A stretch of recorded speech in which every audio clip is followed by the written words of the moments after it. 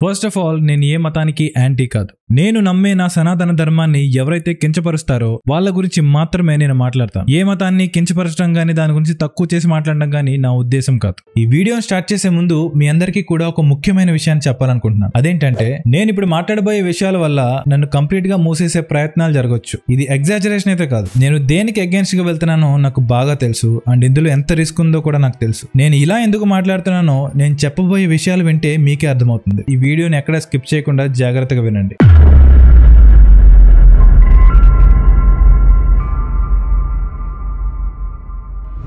రాసి పెట్టుకోండి, ఇప్పుడు మన ఇండియాలో ఎగ్జిస్టింగ్ క్రిస్టియానిటీ నుండి ఒక కొత్త మతం పుట్టబోతుంది. ఎలాగైతే హిందూయిజం నుంచి బుద్ధిజం పుట్టిందో అదే విధంగా క్రిస్టియానిటీ నుండి కూడా ఒక మతం పుట్టబోతుంది. కానీ మనకి హిందూయిజం నుంచి పుట్టుకొచ్చిన ఈ మతాల వల్ల ఏ ఇబ్బంది లేదు. కానీ ఈ క్రిస్టియానిటీ నుంచి పుట్టబోయే ఈ కొత్త మతం వల్ల మన సనాతన ధర్మానికి అలాగే ఈ దేశానికి కూడా చాలా ప్రమాదం ఉంది. అండ్ వాళ్ళకి ఇష్టం ఉన్నా లేకపోయినా ఇండియాలో ఉంటున్న ఎగ్జిస్టింగ్ క్రిస్టియన్స్ అందరినీ ఈ కొత్త పిచ్చి మతాన్ని ఫాలో అవ్వమని ఫోర్స్ చేస్తారు. అసలు ఏంటి ఆ మతం? ఎందుకని ఇతను ఎలా మాట్లాడుతున్నాడని మీరు అనుకోవచ్చు. చెప్తాను. ఈ మధ్య కాలంలో మీరు ఈ ఫొటోస్ ని అలాగే కొన్ని వీడియోస్ ని కూడా చూసే ఉంటారు. చాలా ప్లేసెస్ లో చర్చెస్ ముందు మన టెంపుల్స్ లో ఉన్నట్టే ధ్వజస్తంభాలు పెడుతున్నారు. అలానే ఇలా కొన్ని చోట్ల ఊళ్ళ స్టైల్లో కూడా చర్చెస్ ని కట్టేస్తున్నారు. అండ్ అక్కడికి జనాలు కూడా తండోపతండాలుగా వెళ్ళిపోతున్నారు. ఇలా వాళ్ళు సడన్ గా మన స్టైల్స్ ఎందుకు కాపీ కొడుతున్నారు? అలాగే ఇది ఒకసారి వినండి. ఓం కరుణామయాయ విద్మహే మేరీ పుత్రాయ ధీమహి తన్నో జీసస్ ప్రచోదయాత్. నవ్వొస్తుంది కదా? మీరు నవ్వడమే వాళ్ళకు కూడా కావాలి. మన కళ్ళ ముందు జరిగేదంతా కూడా మనకి కామెడీలా కనిపించేలా చేస్తూ వాళ్ళు మన ముందు జోకర్లా వాళ్ళు ప్రజెంట్ చేసుకుంటూ బ్యాక్ ఎండ్ లో వీళ్ళు ఒక పెద్ద కుట్ర ప్లాన్ చేశారు. అండ్ మన దేశం దీనికి బలవబోతుంది. ఫస్ట్ ఆఫ్ ఆల్ దీని వెనకాల ఉన్న మోటివ్ ని మనం అర్థం చేసుకోవాలి. వీళ్ళు రకరకాల టెక్నిక్స్ యూస్ చేసి డబ్బాస చూపెట్టో లేదా భయపెట్టో పాపం కష్టం చేసుకుని బతికే వాళ్ళని అలాగే మిగిలిన వాళ్ళందరినీ కూడా అట్రాక్ట్ చేసి వీళ్ళని కన్వర్షన్ అనే ట్రాప్ లో పడేస్తున్నారు. అండ్ ఈ ప్రాసెస్ లో వీళ్ళు ఎంత సక్సెస్ అయ్యారో మనం చెప్పుకోకర్లేదు. సో ఇప్పుడు వీళ్ళు స్లోగా ఫేజ్ 2 లోకి ఎంటర్ అయ్యారు. అండ్ ఈ ఫేజ్ 2 లో టార్గెట్ మన కల్చర్ ని ఫాలో అయ్యే వాళ్ళు. వీళ్ళని అట్రాక్ట్ చేయడం కోసమే ఈ టెంపుల్ లాంటి స్ట్రక్చర్స్ ని బిల్డ్ చేయడం, ఈ ధ్వజస్తంభాలను పెట్టడం. అలాగే ఒకసారి పిక్ చూడండి. అసలు జీసస్ రథం ఎక్కిన కాన్సెప్ట్ ఎక్కడైనా ఉందా? మహాభారతం గుర్తు రావట్లే? ఇవన్నీ కూడా వీళ్ళు ఇంటెన్షన్ తోనే చేస్తున్నారు. అలాగే దీనికి చాలా మంది పడిపోతున్నారు. అలాగే వాళ్ళు మందని బాగా పెంచుకుంటూ పోతున్నారు. ఇప్పుడంటే మనందరికీ అవగాహన ఉంది కాబట్టి వీళ్ళు చేసే ఈ చేష్టలన్నీ చూసి నవ్వుకుంటున్నాం, అలాగే జోక్స్ వేసుకుంటున్నాం. ఇలా అనేది కంటిన్యూ అయ్యి ఒక 100 years గడిచిపోయింది. అప్పుడు పరిస్థితి ఏంటి? ఆ పాటికే ఇలాంటి చాలా నిర్మాణాలు కట్టేసి బాగా ఎస్టాబ్లిష్ అయిపోయి ఉంటారు. అలాగే వీళ్ళు కట్టే కట్టడాలకి ఒక 100 ఏళ్ల చరిత్ర కూడా వచ్చేసి ఉంటుంది. అండ్ అప్పుడు వచ్చే జనరేషన్స్ కి ఏది రైట్ ఏది రాంగ్ అని చెప్పడానికి కూడా చాలా కష్టమైపోతుంది. అండ్ ఆ విషయాలని చెప్పడానికి మీరు ఉండరు, నేను ఉండను. అంటే ఈ విషయాలు, ఈ ఆగమ శాస్త్రాలు అనేవి మన హిందూ ధర్మానికి సంబంధించినవి. అండ్ వాటి నుంచే మనం ఈ టెంపుల్ కన్స్ట్రక్షన్స్ గానీ, ఈ పూజా విధానాలు గానీ, ఈ మంత్రాలు గానీ మనం తీసుకుంటామని ఇవన్నీ కూడా తర్వాత తరాల వాళ్ళకి ఇదంతా తెలియదు. ఇన్ఫాక్ట్ ఇప్పుడున్న జనరేషన్ కే చాలా మందికి తెలియదు. సో ఇంకప్పుడు ఏమవుతుందంటే వాళ్ళ మంది ఆల్రెడీ అప్పటికే చాలా మంది ఉంటారు. ఆల్రెడీ దేశంలో నాకు తెలిసి ఒక 70% ఆక్యుపై చేసేసి ఉంటారు. ఏంటి నమ్మట్లేదా? ఇంకెంతకాలం మనం మబ్బులో బతుకుతాం? ఒక్క చిన్న లాజిక్ అండి. ఇప్పుడు మీరు హిందూ పర్సెంటేజ్ 80%, ముస్లిమ్స్ ఇంత పర్సెంటేజ్, క్రిస్టియన్స్ 2% ఇలా అని చెప్పుకుంటున్నాం కదా.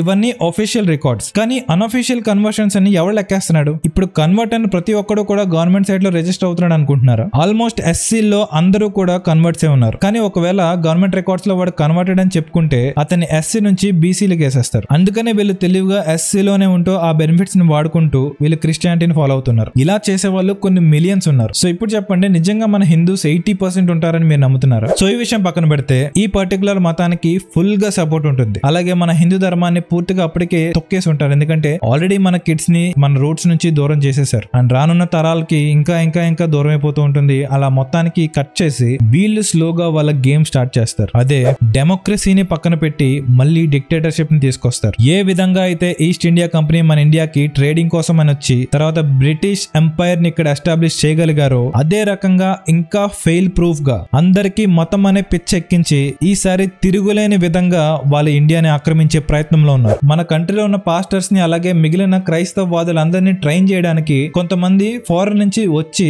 ఒక మనిషిని ఫైన్ ట్యూనింగ్ ఎలా చేయాలి, ఒక మనిషిని కన్వర్షన్ ఎలా చేయాలి, ఏ మనిషితో ఎలా మాట్లాడాలి, అతను బ్రాహ్మణ్ అయితే ఎలా మాట్లాడాలి, అతను ఒక బ్యాంక్ ఎంప్లాయీ అయితే ఎలా మాట్లాడాలి, ఇలా అన్నిటి గురించి ట్రైనింగ్ ఇచ్చి వాళ్ళని మన మీద వదులుతున్నారని మీలో ఎంతమంది తెలుసు? అండ్ ఇవన్నీ కూడా ఎవ్వరికి అర్థం కావట్లేదు. అలాగే అందరి కళ్ళు మూసుకుపోయి ఉన్నాయి. ఇప్పుడు పరిస్థితినే చూసుకుంటే ఆల్రెడీ మన టెంపుల్స్ అన్ని కూడా గవర్నమెంట్ కంట్రోల్లో ఉన్నాయి. ఎటొచ్చి వాళ్ళ మాస్క్లు అలాగే వాళ్ళ చర్చిలు అన్ని కూడా అటానమస్ గా వాళ్ళు రన్ చేసుకుంటున్నారు. ఈవెన్ దాని తాలూకు ఆస్తులు కూడా వాళ్ళ ఓన్ నేమ్స్ కింద పెట్టుకుంటున్నారు. మీరు ఒకసారి గూగుల్లో సెర్చ్ చేయండి, second most non agricultural land honour in India after Indian government ఎవరు అంటే క్యాథలిక్ చర్చ్ వస్తుంది. అందరూ వక్ఫ్ బోర్డు గురించి మాట్లాడుతున్నారు. ఎస్, దానివల్ల డేంజర్ ఉంది. అండ్ దాంతో పాటే దానికన్నా ఎక్కువగా డేంజర్ దీని వల్ల కూడా ఉంది. దీని గురించి ఎవరు మాట్లాడట్లేదు. ఎందుకు అంటే వీళ్ళు పైన కామెడీ చేసేస్తున్నారు. అందరూ వచ్చి ఇప్పుడు స్టేజ్ మీద కొంతమందిని పిలిచి కాల్ లేనోడికి కాల్ తెప్పించేసినట్టు, లేదంటే కుష్ఠరోగం ఉన్నోడితో నడిపించినట్టు ఇవన్నీ కావాలని క్రియేట్ చేస్తూ జనాల్ని డైవర్ట్ చేస్తున్నారు. మనందరం చూసి వాళ్ళందరినీ చాలా తింగరోళ్ళగా లెక్కేస్తున్నాం. కానీ నిజానికి తింగరోళ్ళు అయ్యేది మనం.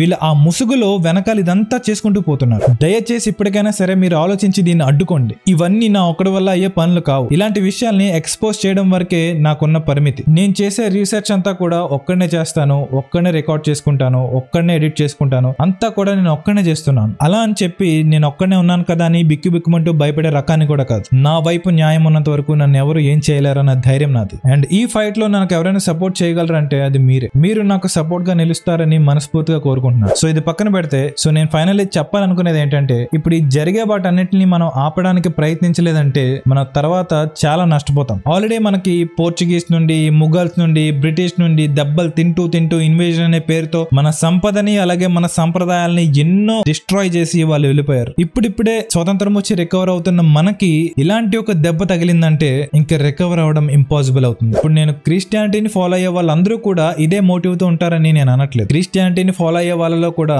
చాలా మంచి వాళ్ళు ఉన్నారు. వాళ్ళ పని వాళ్ళు చేసుకుంటూ వాళ్ళ నమ్మకాన్ని వాళ్ళు చూసుకుంటున్నారు. నాకు వాళ్ళతో ఎటువంటి ప్రాబ్లం లేదు. కానీ ఇలాంటి మోటివ్ ఉన్న వ్యక్తులు బాగా స్ప్రెడ్ అవుతున్నారు. సో ఫైనల్లీ నేను చెప్పొచ్చేది ఏంటంటే, మనం దీనికి అగైన్స్ గా నిలబడాలి. ఈ టైప్ ఆఫ్ వికృతాలన్నింటినీ కూడా మనం ఎలాగైనా ఆపాలి. మన టెంపుల్స్ ని గవర్నమెంట్ నుంచి మళ్ళీ వెనక్కి తీసుకురావాలి. గురుకుల సిస్టమ్ అలాగే వేద పాఠశాలని మళ్ళీ వెనక్కి తీసుకురావాలి. అండ్ ఇవన్నీ జరగాలంటే ముందు మీరు మారి గొంతు లేపాలి. ఒకటి గుర్తుపెట్టుకోండి, ఈ గురుకులాస్, ఈ వేద పాఠశాలలు ఇవి ఉన్నప్పుడే మనకి సమాజంలో మంచి మర్యాద అనేవి నిలబడతాయి. పనికి మాలిన టిక్ టాక్ ట్రెండ్స్ లేదా పనికి మాలిన ఇన్స్టాగ్రామ్ రీల్ ట్రెండ్స్ ఫాలో అవుతూ ఇట్స్ సాడ్ టు సే మన యూత్ అంతా కూడా నాశనం అయిపోయింది. సో నేను ఎలా మాట్లాడానో ఏంటో నాకు తెలియదు, బట్ ఈ వీడియో చూసాక మీ అందరిలో ఎంతో కొంత రియలైజేషన్ వచ్చిందని నేను అనుకుంటున్నాను. అండ్ ఈ పోరాటంలో ఇప్పటి వరకు నేను ఒక్కనే, అండ్ మీరు కూడా నాతో జాయిన్ అవుతారని మనస్ఫూర్తిగా కోరుకుంటున్నాను. అలాగే మర్చిపోకుండా ఈ ఛానల్ కి సబ్స్క్రైబ్ చేసుకోండి. ఈ వీడియోని తప్పకుండా అందరికీ షేర్ చేయండి. దీని గురించి ఎవరు కూడా మాట్లాడట్లేదు, అందుకే నేను మాట్లాడాను. సో ఈ వీడియోని మీరందరికీ షేర్ చేసి అందరికీ కూడా ఈ విషయం తెలిసేలా చేయండి. సో నెక్స్ట్ వీడియోలో మళ్ళీ మిమ్మల్ని కలుస్తాను. జై శ్రీరామ్.